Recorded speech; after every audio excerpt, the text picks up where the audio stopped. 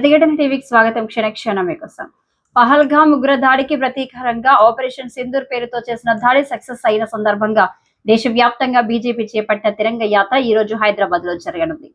హైదరాబాద్ లో ఇవాళ సాయంత్రం 5 గంటలకు ట్యాంక్ బండ్ దగ్గర ఈ యాత్ర కొనసాగుతుండటంతో ట్యాంక్ బండ్ పరిసర ప్రాంతాల్లో పోలీసులు భారీగా ట్రాఫిక్ ఆంక్షలు విధించారు.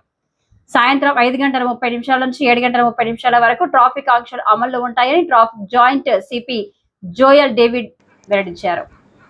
ఇక అంబేద్కర్ విగ్రహం, సచివాలయం, సెయిలింగ్ క్లబ్, ట్యాంక్ బండ్ పరిసర ప్రాంతాల్లో ఇలాంటి వెహికల్స్ కు పర్మిషన్ లేదని, వాహనదారులు ప్రత్యామ్నాయ మార్గాల్లో వెళ్లాలి అని సూచించారు.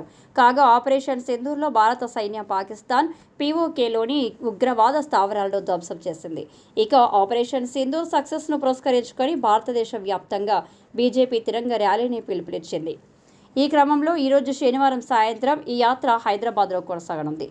దీనికి కేంద్ర మంత్రి జి కిషన్ రెడ్డి, జమ్మూ కాశ్మీర్ డీజీపీతో పాటు ఆంధ్రప్రదేశ్, తెలంగాణ నుంచి రిటైర్డ్ ఐపీఎల్, డీజీపీ ర్యాంక్ అధికారులు, సైనికాధికారులు, రక్షణ సిబ్బంది, కళాకారులు, భారతీయ జనతా పార్టీ నాయకులు, ప్రజాప్రతినిధులు, సామాన్య ప్రజలు భారీ సంఖ్యలో పాల్గొనే ఛాన్స్ ఉంది.